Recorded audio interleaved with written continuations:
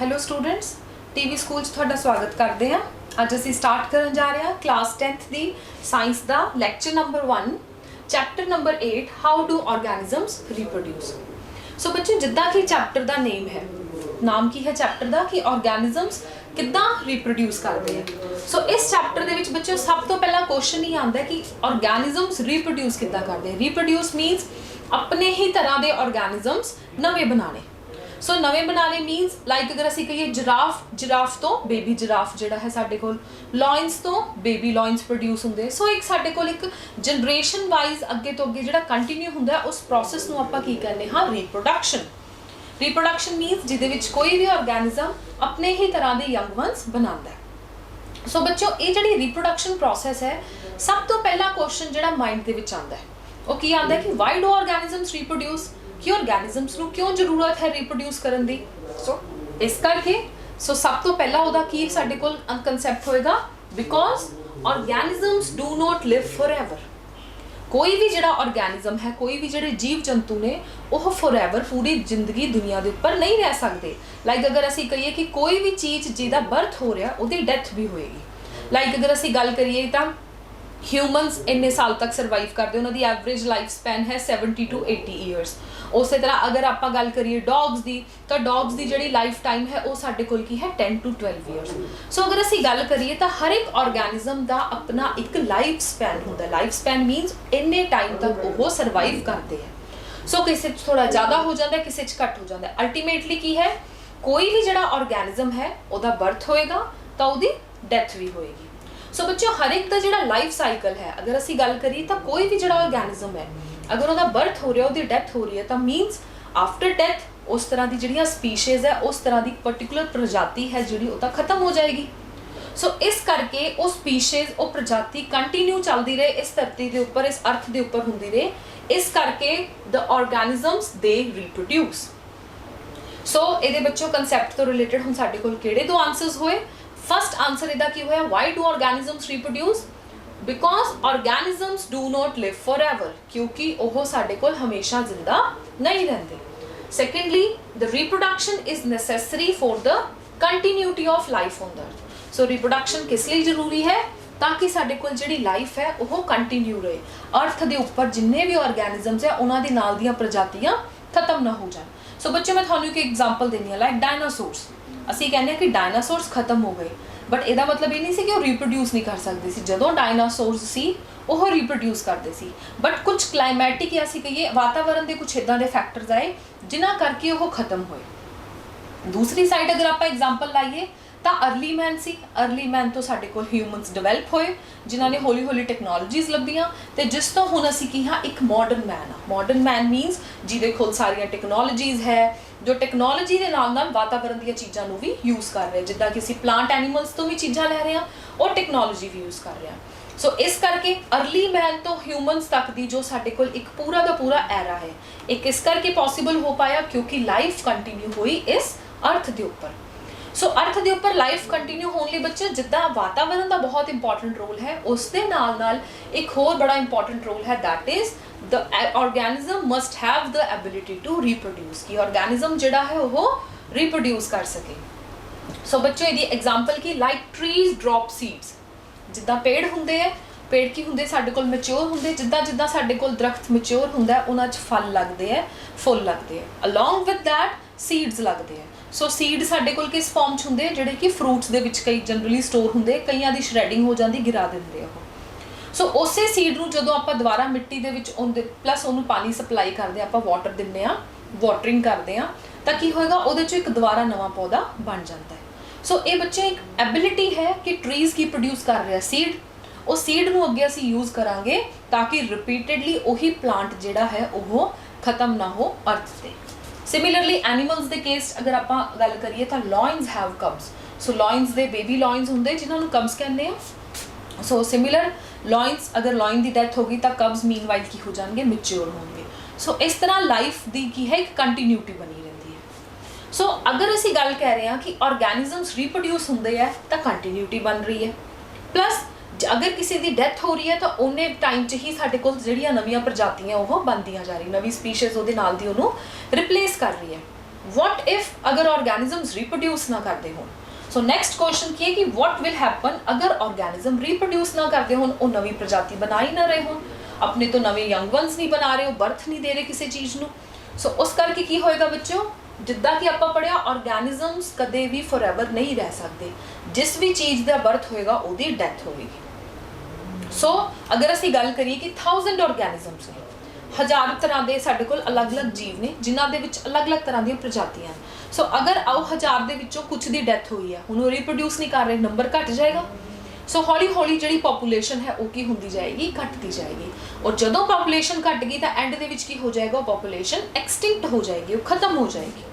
So first reason साडे कोल की है, population will get decrease, population की हो जाएगी, डिक्रीज हो जाएगी। अगर वो डिक्रीज दे टाइम च अगर रिप्रोडक्शन हो जाए तो किते ना किते पॉपूलेशन नू जिहड़ी जनसंख्या है, किसी भी तरह की जनसंख्या मीनस नॉट ओनली फॉर ह्यूमनस, बाकी एनिमल्स की उन्होंने जिहड़ी संख्या है अगर उन्होंने कंट्रोल कर दिता जाए तो ठीक है, अदरवाइज की होएगा, the species will be extinct. Species की है एक्सटिंक्ट हो जाएगी, एक्सटिंक्ट मीनस बिल्कुल लुप्त हो जाएगी।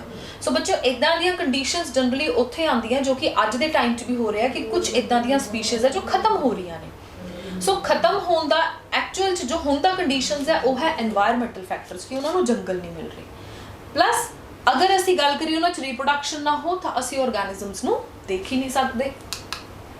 सो हुण आपां बच्चों स्टार्ट करते हैं। असी पढ़िया कि वाई डू ऑर्गेनिजम्स रिप्रोड्यूस, नैसेसिटी की है रिप्रोड्यूस करने की ताकि स्पीशीज मेनटेन रहन, और अगर वो नहीं कर पा रहे तो स्पीशीज की हो जाएंगी, खत्म हो जाएंगी।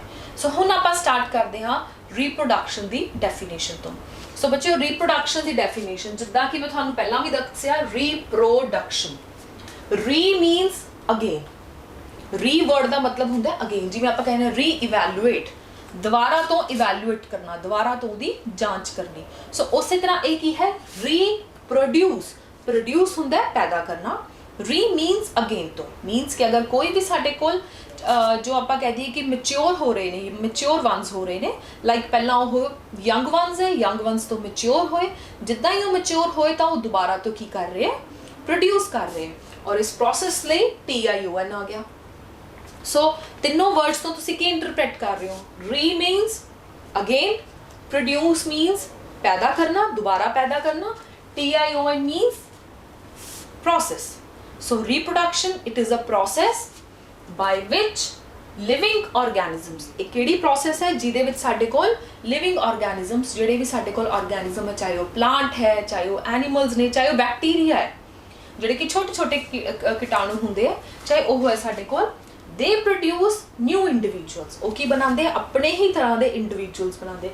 इंडिविजुअल वर्ड का मतलब कि अपने ही टाइप की उन्होंने वैरायटी बनानी, लाइक बैक्टीरिया कदे भी अमीबा नहीं बनाएगा, प्लांट कदे भी कब्ज नहीं प्रोड्यूस करेगा। सो प्लांट हमेशा बीज प्रोड्यूस करेगा जिहदे तो प्लांट्स ही बनणगे। सो हमेशा वो किस तरह के प्रोड्यूस करते हैं, new individuals similar to themselves, जिहड़े उन्हां दे वर्गे है उन्हां वर्गे ही वो प्रोड्यूस करनगे। लाइक अगर आपां गल करिए तो कैट हमेशा किटन ही ले करदी, कब्ज नहीं ले करदी।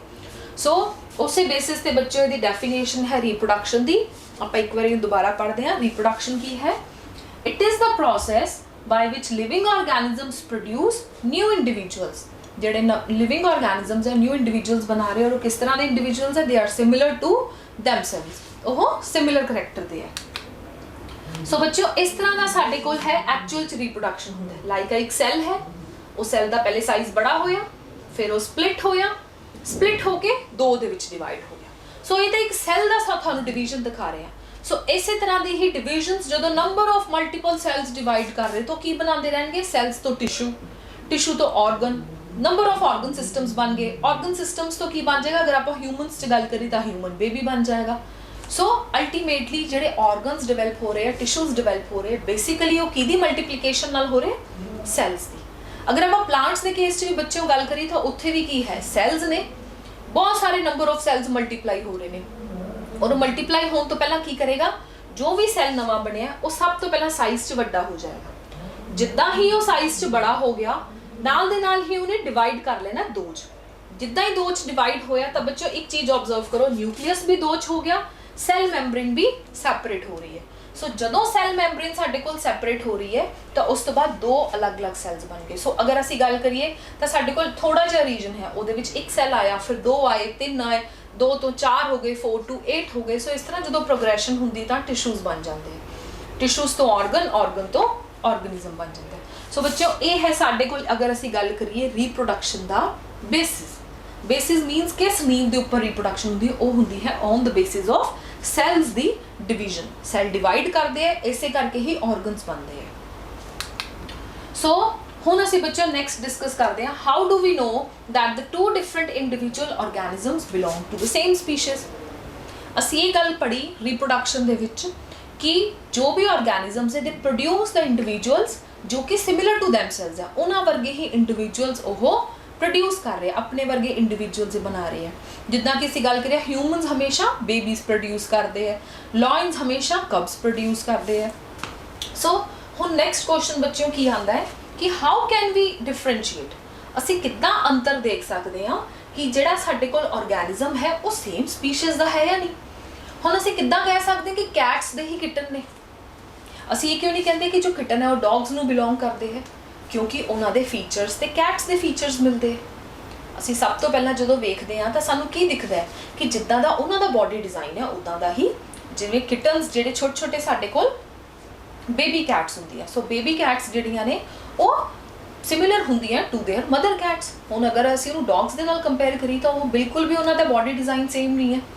ਪਲੱਸ ਉਹਨਾਂ ਦੇ ਬਾਡੀ ਡਿਜ਼ਾਈਨ ਦੇ ਨਾਲ ਨਾਲ ਉਹਨਾਂ ਦੀ ਜਿਹੜੀਆਂ ਐਕਟੀਵਿਟੀਜ਼ ਹੈ ਉਹ ਸੇਮ ਹੁੰਦੀਆਂ, ਉਹਨਾਂ ਦਾ ਜਿਹੜਾ ਖਾਣ ਪੀਣ ਦਾ ਤਰੀਕਾ ਉਹ ਸੇਮ ਹੁੰਦਾ, ਜਿਸ ਕਰਕੇ ਅਸੀਂ ਕਹਿ ਸਕਦੇ ਹਾਂ ਕਿ ਇੱਕੋ ਤਰ੍ਹਾਂ ਦੇ ਇਹ ਅਲੱਗ ਤਰ੍ਹਾਂ ਦੇ ਨੇ। ਇਸੇ ਬੇਸਿਸ ਤੇ ਅਸੀਂ ਡਿਫਰੈਂਸ਼ੀਏਟ ਕਰ ਸਕਦੇ ਹਾਂ। ਸੋ ਕਿਹੜੇ ਕਿਹੜੇ ਡਿਫਰੈਂਸ਼ੀਏਟ ਕਰਨ ਦੇ ਫੀਚਰਸ ਆ ਸਾਡੇ ਕੋਲ। First, they look similar to each other, ਦੇਖਣ 'ਚ ਉਹ ਬਿਲਕੁਲ ਇੱਕ ਤਰ੍ਹਾਂ ਦੇ ਲੱਗਣਗੇ। ਸਿਮਿਲਰ ਮੀਨਸ ਥੋੜਾ ਬਹੁਤ ਫਰਕ ਹੋਏਗਾ, ਲਾਈਕ ਅਗਰ ਬਰਾਊਨ ਕਲਰ ਦੀ ਕੈਟ ਹੈ, ਭੂਰੇ ਰੰਗ ਦੀ ਅਗਰ ਬਿੱਲੀ ਹੈ, ਸੋ ਗ੍ਰੇ ਕਲਰ ਦੇ ਕਿਟਨਸ ਹੋ ਸਕਦੇ। ਜਿਹੜੇ ਕਿਟਨਸ ਆ ਉਹ ਸਾਡੇ ਕੋਲ ਗ੍ਰੇ ਕਲਰ ਦੇ ਹੋ ਸਕਦੇ, ਬਰਾਊਨ ਹੋ ਸਕਦੇ ਹੈ, ਵਾਈਟ ਹੋ ਸਕਦੇ ਹੈ, ਬਟ ਉਹਨਾਂ ਦੀ ਜੋ ਅਪੀਅਰੈਂਸ ਹੈ ਉਹ ਬਿਲਕੁਲ ਆਪਣੀ ਮਦਰ ਕੈਟ ਦੀ ਵਰਗੀ ਲੱਗੇਗੀ। ਸੋ ਫਸਟ ਜਿਹੜਾ ਸਾਡੇ ਕੋਲ ਕਿੱਦਾਂ ਕਹਿ ਸਕਦੇ ਕਿ ਉਹ ਆਪਣੀ ਸਪੀਸ਼ੀਜ਼ ਵਰਗੇ ਹੈ, ਕਿਉਂਕਿ ਉਹਨਾਂ ਦੇ ਫੀਚਰਸ ਕੀ ਹੈ ਇੱਕੋ ਨਾਲ ਦੇ ਹੁੰਦੇ ਆ। ਜੋ ਉਹਨਾਂ ਦੇ ਫੀਚਰਸ ਹੈ ਉਹੀ ਉਹਨਾਂ ਦੇ ਯੰਗ ਵਨਸ ਦੇ ਫੀਚਰਸ ਹੁੰਦੇ ਆ। ਦੂਸਰਾ ਜਿਹੜਾ ਡਿਫਰੈਂਸ ਹੈ ਉਹ ਕੀ ਹੈ, ਉਹਨਾਂ ਦੇ ਬਾਡੀ ਡਿਜ਼ਾਈਨ। ਲਾਈਕ ਅਗਰ ਅਸੀਂ ਗੱਲ ਕਰੀਏ ਤਾਂ ਕਿਟਨਸ ਔਰ ਅਗਰ ਆਪਾਂ ਲਾਇਨ ਦੇ ਕਬਜ਼ ਨੂੰ ਕੰਪੇਅਰ ਕਰੀਏ ਤਾਂ ਬਾਡੀ ਡਿਜ਼ਾਈਨ ਤੁਸੀਂ ਦੇਖੋ ਲਾਇਨ ਤੇ ਕੈਟ ਦੇ ਵਿੱਚ ਜਿੰਨਾ ਡਿਫਰੈਂਸ ਹੈ ਉਨਾ ਹੀ ਕਿਟਨ ਤੇ ਕਬ ਦੇ ਵਿੱਚ ਡਿਫਰੈਂਸ ਹੈ। ਕਿ ਅਸੀਂ ਕਹਿ ਹੀ ਨਹੀਂ ਸਕਦੇ ਕਿ ਜੋ ਕਿਟਨ ਹੈ ਉਹ ਐਕਚੁਅਲ ਚ ਬਿਲੋਂਗ ਸਿਮਿਲਰ ਨਹੀਂ ਟੂ ਦ ਕਬਜ਼, ਨੋ, ਕਿਉਂਕਿ ਉਹਨਾਂ ਦਾ ਬਾਡੀ ਡਿਜ਼ਾਈਨ ਤੇ ਉਹਨਾਂ ਦਾ ਬਾਡੀ ਡਿਜ਼ਾਈਨ ਥੋੜਾ ਡਿਫਰੈਂਟ ਹੈ। ਸੋ ਸੈਕਿੰਡ ਜਿਹੜਾ ਸਾਡੇ ਕੋਲ ਡਿਫਰੈਂਸ ਆ ਗਿਆ ਉਹ ਕੀ ਹੈ, ਉਹਨਾਂ ਦਾ ਬਾਡੀ ਡਿਜ਼ਾਈਨ ਸਿਮਿਲਰ ਹੁੰਦਾ ਹੈ। ਐਂਡ ਥਰਡ, ਇਸ ਕਰਕੇ ਬੱਚੇ ਜਿਹੜੇ ਰੀਪਰੋਡਿਊਸਿੰਗ ਆਰਗੈਨਿਜ਼ਮਸ ਹੈ they look very much alike like their parents.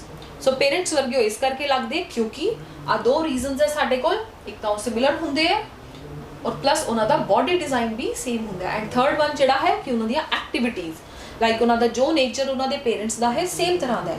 ਅਗਰ ਅਸੀਂ ਗੱਲ ਕਰੀਏ ਜੋ ਕਾਓ ਦੇ ਕਾਫਸ ਨੇ ਉਹ ਹਮੇਸ਼ਾ ਘਾਹ ਖਾਂਦੇ ਆ, ਉਹ ਕਦੇ ਵੀ ਫਲੈਸ਼ ਈਟਿੰਗ ਐਨੀਮਲਸ ਨਹੀਂ ਬਣਦੇ।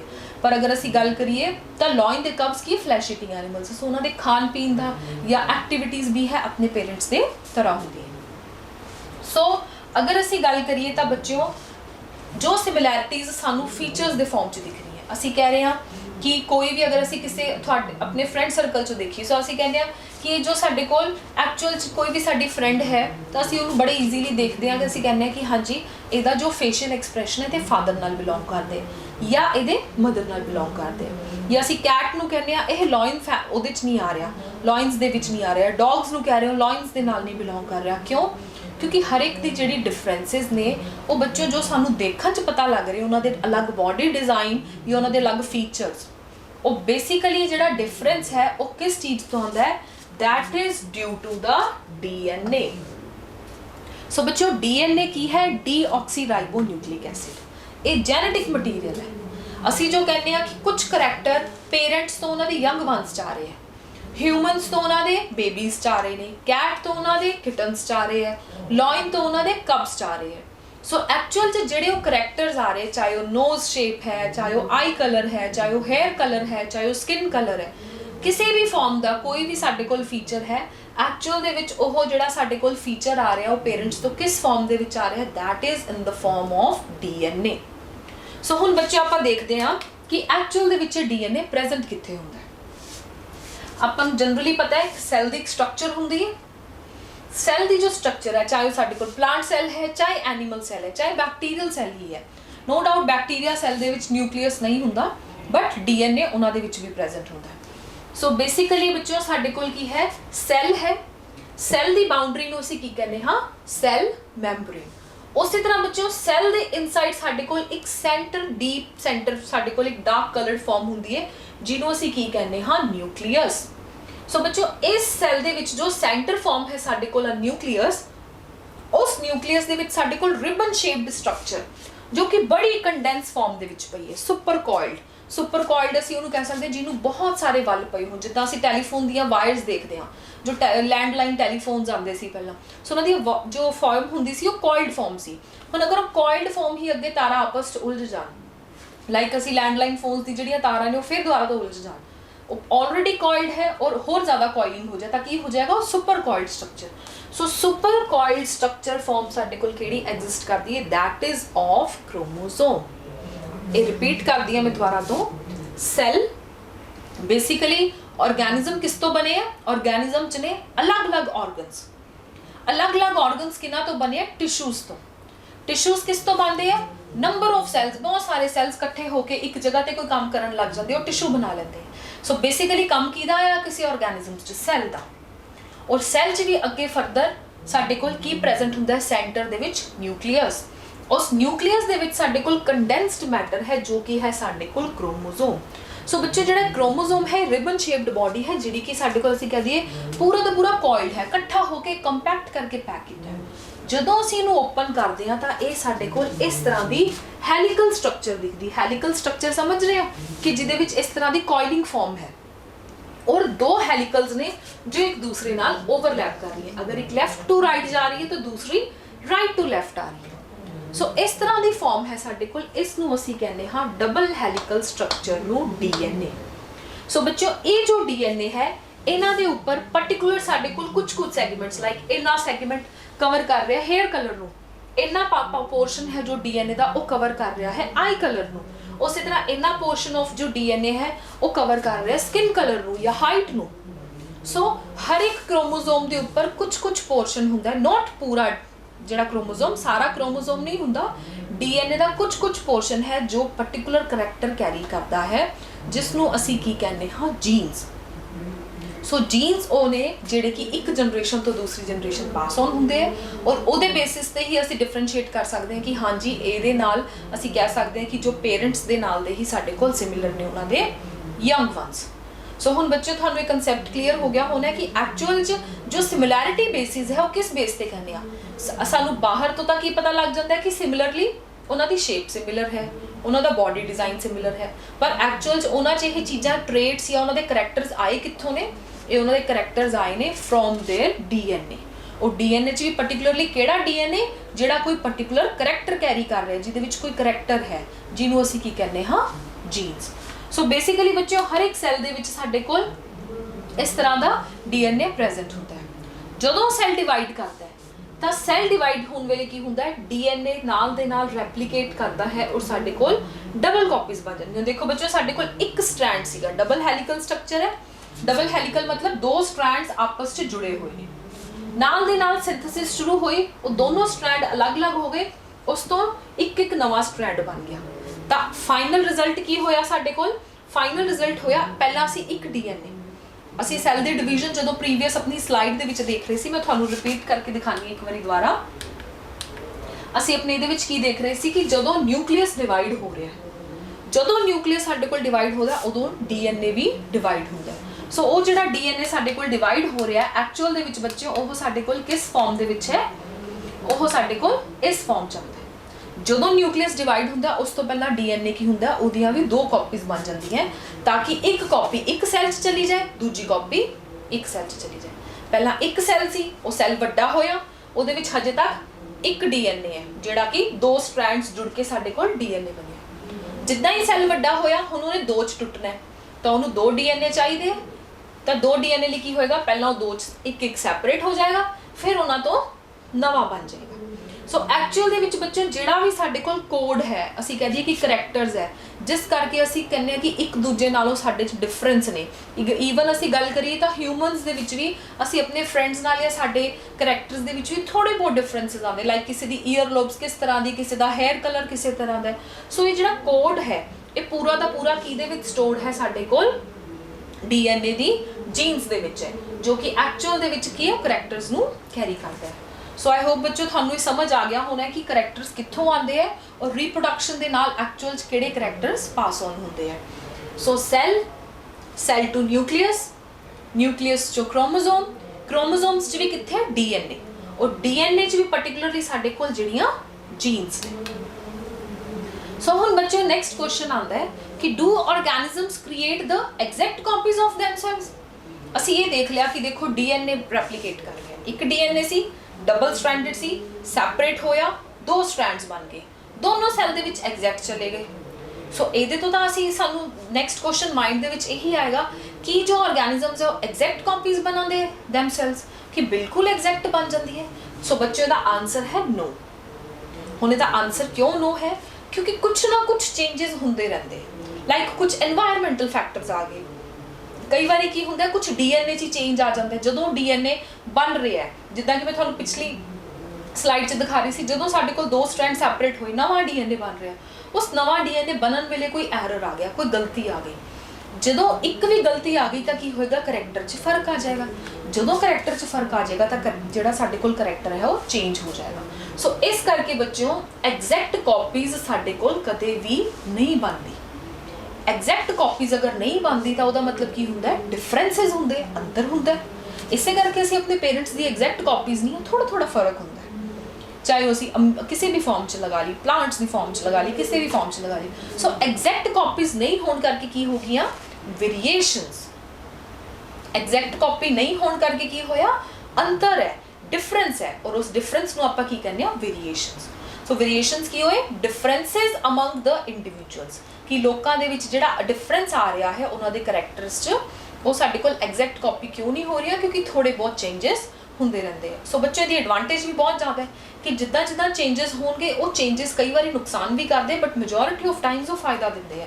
ਜਿਵੇਂ ਕਿ এনवायरमेंट ਚੇਂਜ ਹੋ ਰਿਹਾ, ਹੁਣ ਪਹਿਲਾਂ ਵਾਲੇ এনवायरमेंट ਨਾਲੋਂ ਹੁਣ ਵਾਲੇ এনवायरमेंट ਦੇ ਜੋ ਯੰਗ ਵਨਸ ਹੈ ਉਹ ਮੋਰ ਅਡੈਪਟਡ ਹੈ ਟੂ ਦ ਟੈਕਨੋਲੋਜੀ ਜਾਂ ਲਾਈਟਸ ਦੇ ਅਕੋਰਡਿੰਗ ਅਸੀਂ ਕਹਿ ਲਈਏ, ਬਟ ਪ੍ਰੀਵੀਅਸ ਵਨ ਲੈਸ ਅਡੈਪਟਡ ਸੀ। ਸੋ ਜਿਹੜੀਆਂ ਵੇਰੀਏਸ਼ਨਸ ਆ ਰਹੀਆਂ ਨੇ, they are also good for them। ਅਗਰ ਕੁਝ ਨੁਕਸਾਨ ਕਰਦੀਆਂ ਤਾਂ ਕੁਝ ਫਾਇਦਾ ਵੀ ਦਿੰਦੀਆਂ। ਸੋ ਕਾਪਿੰਗ ਆਫ DNA, ਜਦੋਂ ਸਾਡੇ ਕੋਲ DNA ਦੀ ਕਾਪੀ ਬਣਦੀ ਹੈ ਉਹਦੇ ਨਾਲ ਦੀ ਹੀ ਕਾਪੀਜ਼ ਬਣਦੀਆਂ, they will have some variations, ਉਹਨਾਂ 'ਚ ਕੁਝ ਚੇਂਜ ਹੁੰਦੇ ਹੈ। So but they do not lead to the drastic changes, ਪਰ ਇੰਨਾ ਮੇਜਰ ਚੇਂਜ ਨਹੀਂ ਆ ਜਾਂਦਾ ਕਿ ਸਪੀਸ਼ੀਜ਼ ਹੀ ਬਦਲ ਜਾਏ। ਜਿੱਦਾਂ ਅਸੀਂ ਕਹੀਏ ਜੈਬਰਾ ਪ੍ਰੋਡਿਊਸ ਹੋ ਜਾਏਗਾ, ਪਰ ਜੈਬਰਾ ਤੋਂ ਨਾਲ ਦੇ ਨਾਲ ਹੀ ਇਹ ਨਹੀਂ ਹੈ ਕਿ ਸਪੀਸ਼ੀਜ਼ ਹੀ ਬਦਲ ਜਾਏਗੀ, ਲਾਇਨ ਬਣ ਜਾਏਗਾ, ਨਹੀਂ, ਥੋੜਾ ਬਹੁਤ ਚੇਂਜ ਆ ਜਾਏਗਾ ਉਹਨਾਂ ਦੇ ਵਿੱਚ। So the new individuals have slight variations. ਇਹ ਵਰਡ ਤੁਸੀਂ ਧਿਆਨ 'ਚ ਰੱਖਣਾ ਕਿ ਐਗਜ਼ੈਕਟ ਕਾਪੀਜ਼ ਕਦੇ ਨਹੀਂ ਹੁੰਦੀਆਂ, ਥੋੜਾ ਬਹੁਤ ਅੰਤਰ ਹੁੰਦਾ ਹੈ, ਸਲਾਈਟ ਵੇਰੀਏਸ਼ਨਸ ਹੁੰਦੀਆਂ। And this is the basis for evolution of new species. ਇਸੇ ਤੋਂ ਹੀ ਹੌਲੀ ਹੌਲੀ ਨਵੀਆਂ ਸਪੀਸ਼ੀਜ਼ ਬਣਨੀਆਂ ਸ਼ੁਰੂ ਹੋ ਜਾਂਦੀਆਂ। ਸੋ ਬੱਚਿਓ ਨੈਕਸਟ ਕੁਐਸਚਨ ਆਉਂਦਾ ਹੈ ਕਿ ਅਸੀਂ ਕਿਹਾ ਕਿ ਉਹਨਾਂ 'ਚ ਐਗਜ਼ੈਕਟ ਕਾਪੀਜ਼ ਨਹੀਂ ਹੁੰਦੀਆਂ। ਸੋ ਅਗਰ ਐਗਜ਼ੈਕਟ ਕਾਪੀਜ਼ ਨਹੀਂ ਹੁੰਦੀਆਂ ਤਾਂ ਕੀ ਰੀਜ਼ਨ ਹੈ, ਕੀ ਕਾਜ਼ ਹੈ ਵੇਰੀਏਸ਼ਨਸ ਦਾ, ਕਿ ਕਿਉਂ ਅੰਤਰ ਆਉਂਦਾ ਹੈ। ਸੋ ਉਹਦੇ ਪਿੱਛੇ ਬੱਚਿਓ ਕੀ ਰੀਜ਼ਨ ਹੈ, ਜਾਂ ਤਾਂ ਹੋਏਗਾ এনवायरमेंट ਕਰਕੇ, ਥੋੜਾ ਬਹੁਤ এনवायरमेंट ਕਰਕੇ ਕੀ ਹੋਏਗਾ, ਅੰਤਰ ਹੋ ਜਾਏਗਾ, ਜਾਂ ਹੈਰੀਡਿਟੀ ਕਰਕੇ ਮੀਨਸ ਕਿ ਸਾਡੇ ਕੋਲ ਕਿਸੇ ਪੇਰੈਂਟ ਦਾ ਕੋਈ ਕਰੈਕਟਰ ਹੈ, ਮੇਲ ਪੇਰੈਂਟ ਦਾ ਕੋਈ ਕਰੈਕਟਰ ਹੈ, ਫੀਮੇਲ ਪੇਰੈਂਟ ਦਾ ਕੋਈ ਕਰੈਕਟਰ ਹੈ, ਜਿਸ ਕਰਕੇ ਕੀ ਹੋਏਗਾ, ਜਿਹੜਾ ਅੰਤਰ ਹੈ ਉਹ ਯੰਗ ਵਨਸ ਦੇ ਵਿੱਚ ਥੋੜਾ ਡਿਫਰੈਂਟ ਆਏਗਾ। ਉਸ ਤੋਂ ਇਲਾਵਾ ਬੱਚਿਓ ਕੁਝ ਹੈ ਸਾਡੇ ਕੋਲ ਐਜ਼ ਅ ਰੇਂਜ ਆਫ ਫੀਨੋਟਾਈਪਸ ਹੋਗੀ, ਕਿ ਕੁਝ ਇਦਾਂ ਦੇ ਸਾਡੇ ਕੋਲ ਕਰੈਕਟਰਸ ਹੁੰਦੇ ਜਿਹਨੂੰ ਇੱਕ ਨਾਲੋਂ ਜ਼ਿਆਦਾ ਜੀਨਸ ਕਵਰ ਕਰਦੀਆਂ ਨੇ। ਸੋ ਜਿੱਦਾਂ ਕਿ ਸਾਡੇ ਕੋਲ ਕੰਪਲੈਕਸ਼ਨ ਕਲਰ ਕਹਿ ਲਈਏ, ਸੋ ਕੰਪਲੈਕਸ਼ਨ ਕਲਰ ਨੂੰ ਨੰਬਰ ਆਫ ਜੀਨਸ ਹੈ ਜੋ ਐਟ ਅ ਟਾਈਮ ਕੰਟਰੋਲ ਕਰਦੀਆਂ। ਸੋ ਉਹਦੇ ਵਿੱਚ ਕੀ ਫਰਕ ਪਏਗਾ, ਅਗਰ ਫਾਦਰ ਕੋਲ ਕੁਝ ਇੰਨੇ ਨੰਬਰ ਆਫ ਜੀਨਸ ਐਕਸਪ੍ਰੈਸ ਹੋ ਰਹੀਆਂ ਨੇ, ਉਹਦੇ ਵਿੱਚ ਇੰਨੀਆਂ ਕੰਮ ਕਰ ਰਹੀਆਂ ਨੇ, ਮਦਰ ਦੇ ਵਿੱਚ ਇੰਨੀਆਂ ਨੰਬਰ ਆਫ ਜੀਨਸ ਕੰਮ ਕਰ ਰਹੀਆਂ, ਸੋ ਜੋ ਯੰਗ ਵਨਸ ਹੋਣਗੇ ਉਹਨਾਂ ਦੇ ਵਿੱਚ ਕੀ ਹੋ ਜਾਏਗਾ, ਉਹਦਾ ਮਿਕਸ ਹੋ ਸਕਦਾ ਹੈ, ਜਾਂ ਫਾਦਰ ਵਰਗੇ ਕਰੈਕਟਰਸ ਹੋ ਸਕਦੇ, ਜਾਂ ਮਦਰ ਵਰਗੇ ਹੋ ਸਕਦੇ, ਉਸ ਤੋਂ ਥੋੜਾ ਡਿਫਰੈਂਟ ਹੋ ਸਕਦੇ ਆ। ਸੋ ਬੇਸਿਕਲੀ ਬੱਚਿਓ ਸਾਡੇ ਕੋਲ ਵੇਰੀਏਸ਼ਨ ਦੇ ਕਿਹੜੇ ਚਾਂਸਸ ਆ, ਜਾਂ ਤਾਂ ਵਾਤਾਵਰਣ ਤੋਂ, ਕਿਉਂਕਿ ਕੁਝ ਚੇਂजेस ਇਦਾਂ ਦੇ ਹੁੰਦੇ ਹੈ ਸਾਡੇ ਕੋਲ, ਲਾਈਕ ਅਗਰ ਅਸੀਂ ਗੱਲ ਕਰੀਏ ਤਾਂ ਸਮੋਕਿੰਗ ਦੇ ਨਾਲ ਕਹਿੰਦੇ ਕਿ ਸਾਡੇ ਕੋਲ ਲਿਪਸ ਦਾ ਕਲਰ ਚੇਂਜ ਹੋ ਜਾਂਦਾ ਹੈ, ਸਕਿਨ ਕਲਰ ਚੇਂਜ ਹੋ ਜਾਂਦਾ ਹੈ। ਸੋ ਉਹਦੇ ਵਿੱਚ ਜੋ ਫਾਦਰ ਔਰ ਮਦਰ ਦਾ ਪਿੱਛੇ ਕੋਈ ਰੋਲ ਨਹੀਂ ਹੈ। ਉਹ ਕਿਸ ਕਰਕੇ ਫੈਕਟਰ ਆਇਆ? Due to smoking. ਉਹਨਾਂ ਦਾ এনवायरमेंट ਚੇਂਜ ਹੋਇਆ, ਪਹਿਲਾਂ ਉਹ ਨੋਨ ਸਮੋਕਰ ਸੀ, ਫਿਰ ਉਹ ਸਮੋਕਰ ਹੋ ਗਿਆ। ਉਸੇ ਤਰ੍ਹਾਂ ਸੈਕਿੰਡ ਆ ਗਿਆ ਹੈਰੀਡਿਟੀ। ਹੈਰੀਡਿਟੀ ਮੀਨਸ ਪੇਰੈਂਟਸ ਤੋਂ ਜੋ ਕਰੈਕਟਰ ਆ ਰਹੇ, ਕੁਝ ਸਾਡੇ ਕੋਲ ਫੀਮੇਲ ਪੇਰੈਂਟਸ ਤੋਂ ਆ ਰਹੇ, ਕੁਝ ਸਾਡੇ ਕੋਲ ਮੇਲ ਪੇਰੈਂਟਸ ਤੋਂ ਆ ਰਹੇ। ਔਰ ਥਰਡ ਡਿਫਰੈਂਸ ਕੀ ਹੈ ਕਿ ਅਗਰ ਇੱਕ ਜੀਨ ਨੂੰ ਇੱਕ ਨਾਲੋਂ ਜ਼ਿਆਦਾ, ਇੱਕ ਕਰੈਕਟਰ ਨੂੰ ਇੱਕ ਨਾਲੋਂ ਜ਼ਿਆਦਾ ਜੀਨਸ ਕੰਟਰੋਲ ਕਰਨ। ਸੋ ਬੱਚੋ basically what causes the genes to vary. Genes ਕਿਉਂ ਡਿਫਰ ਕਰਦੀਆਂ ਨੇ? ਜੀਨਸ ਡਿਫਰ ਕਰਦੀਆਂ ਨੇ ਡਿਊ ਟੂ ਮਿਊਟੇਸ਼ਨ। ਜਾਂ ਤਾਂ ਕੋਈ ਉਹਨਾਂ ਦੇ ਵਿੱਚ ਚੇਂਜ ਆ ਗਿਆ, ਕੋਈ ਵੀ ਇਸ ਤਰ੍ਹਾਂ ਦਾ ਚੇਂਜ, ਅਗਰ ਅਸੀਂ ਨਵੇਂ এনवायरमेंट 'ਚ ਅਡੈਪਟ ਹੋਏ ਜਾਂ ਸਟ੍ਰੈਸ ਆ ਰਿਹਾ ਬੋਡੀ ਦੇ ਉੱਪਰ, ਸੋ ਉਸ ਕਰਕੇ ਮਿਊਟੇਸ਼ਨਸ ਹੋ ਜਾਂਦੀਆਂ, ਜੀਨਸ ਆ ਜਾਂਦੀਆਂ। ਜਾਂ ਜਦੋਂ ਸਾਡੇ ਕੋਲ ਦੋ ਪੇਰੈਂਟਸ ਹੁੰਦੇ, like male parent and female parent, ਉਹਨਾਂ ਤੋਂ ਜਿਹੜੇ ਸਾਡੇ ਕੋਲ ਜਰਮ ਸੈਲਸ ਅੱਗੇ ਪਾਸ ਆਨ ਹੁੰਦੇ ਆ, ਅਗਰ ਉਹਨਾਂ ਦੇ ਵਿੱਚ ਯੂਨੀਅਨ ਹੋ ਜਾਏ, ਸੋ ਕੁਝ ਕਰੈਕਟਰਸ ਸਾਡੇ ਕੋਲ ਫਾਦਰ ਦੇ ਆਣਗੇ, ਕੁਝ ਮਦਰ ਦੇ ਕਰੈਕਟਰਸ ਆਣਗੇ, ਸੋ ਰਿਕੰਬੀਨੇਸ਼ਨਸ ਹੋ ਜਾਣਗੇ ਔਰ ਉਸ ਨਾਲ ਹੀ ਸਾਡੇ ਕੋਲ ਰੈਂਡਮ ਪੇਅਰਿੰਗ ਹੋ ਜਾਏਗੀ। ਸੋ ਨੈਕਸਟ ਆ ਗਿਆ ਬੱਚੇ ਸਾਡੇ ਕੋਲ importance of variation. Variation the Ki importance ਹੈ? ਲਾਈਕ ਹੁਣ ਅਸੀਂ ਇਸ ਪਿਕਚਰ ਦੇ ਵਿੱਚ ਬੜੀ ਈਜ਼ੀਲੀ ਰਿਪਰੈਜ਼ੈਂਟ ਕਰ ਸਕਦੇ। ਦੇਖੋ ਅਗਰ ਅਸੀਂ ਇੱਕ ਹਿਊਮਨ ਸਪੀਸ਼ੀਜ਼, ਪਹਿਲੀ ਗੱਲ ਹਿਊਮਨ ਪਲਾਂਟ ਨਾਲੋਂ ਕਿੰਨਾ ਵੇਰੀ ਕਰਦਾ ਹੈ, ਕਿਉਂਕਿ ਉਹ ਐਨੀਮਲ ਹੈ, ਉਹ ਪਲਾਂਟ ਹੈ। ਹਿਊਮਨ ਬੈਕਟੀਰੀਆ ਨਾਲੋਂ ਕਿੰਨਾ ਵੇਰੀ ਕਰਦੇ ਹੈ, ਇਹ ਮਲਟੀ ਸੈਲੂਲਰ ਹੈ, ਯੂਨੀਸੈਲੂਲਰ ਹੈ। ਹਿਊਮਨਸ ਬਾਕੀ ਐਨੀਮਲਸ ਨਾਲੋਂ ਕਿੰਨਾ ਵੇਰੀ ਕਰ ਰਹੇ, ਲਾਈਕ ਲਾਇਨਸ ਦੇ ਨਾਲ ਜਾਂ ਡੌਗਸ ਦੇ ਨਾਲ ਬਿਲਕੁਲ ਡਿਫਰੈਂਟ ਐਕਟੀਵਿਟੀਜ਼ ਹੈ। ਈਵਨ ਵਿਦ ਇਨ ਹਿਊਮਨਸ ਵੀ ਕੀ ਕਰੈਕਟਰਸ ਹੈ, ਇੱਕ ਹਿਊਮਨ ਦੀਆਂ ਬਲੂ ਆਈਜ਼ ਹੈ, ਇੱਕ ਦੀਆਂ ਬਰਾਊਨ ਆਈਜ਼ ਹੈ, ਇੱਕ ਦੀਆਂ ਗ੍ਰੀਨ ਆਈਜ਼ ਹੈ। ਸੋ ਇਹ ਵੀ ਕੀ ਹੈ? ਡਿਫਰੈਂਸਿਸ। ਕਿਉਂ ਡਿਫਰੈਂਸਿਸ ਹੈ? ਕਿਉਂਕਿ ਉਹਨਾਂ ਦੇ ਜੀਨਸ ਦੇ ਵਿੱਚ ਉਹ ਪਰਟੀਕੂਲਰ ਕਰੈਕਟਰ ਜਾਂ ਤਾਂ ਪ੍ਰੈਜ਼ੈਂਟ ਹੈ ਜਾਂ ਨਹੀਂ ਹੈ, ਜਿਸ ਅਕੋਰਡਿੰਗ ਉਹਨਾਂ ਦੀਆਂ ਜੀਨਸ ਨੇ ਕਲਰ ਐਕਸਪ੍ਰੈਸ ਕੀਤਾ। ਸੋ ਬੱਚੋ ਵੇਰੀਏਸ਼ਨ ਸਿਰਫ ਔਰ ਸਿਰਫ ਅਲੱਗ-ਅਲੱਗ ਸਪੀਸ਼ੀਜ਼ 'ਚ ਨਹੀਂ ਹੁੰਦੀ, ਸੇਮ ਸਪੀਸ਼ੀਜ਼ ਦੇ ਵਿੱਚ ਵੀ ਵੇਰੀਏਸ਼ਨ ਹੁੰਦੀ ਹੈ। ਸੋ ਇਸ ਕਰਕੇ ਇੰਪੋਰਟੈਂਸ ਕੀ ਹੈ ਹੁਣ ਵੇਰੀਏਸ਼ਨ ਦੀ? ਅਗਰ এনवायरमेंट ਚੇਂਜ ਹੋ ਰਿਹਾ, ਸਾਡੇ ਆਸ-ਪਾਸ ਦਾ ਵਾਤਾਵਰਨ ਚੇਂਜ ਹੋ ਰਿਹਾ, ਅਗਰ ਉਹ ਆਰਗੈਨਿਜ਼ਮ ਅਡੈਪਟ ਨਹੀਂ ਕਰ ਰਿਹਾ ਤਾਂ ਕੀ ਹੋਏਗਾ? ਉਹਦੀ ਡੈਥ ਹੋ ਜਾਏਗੀ।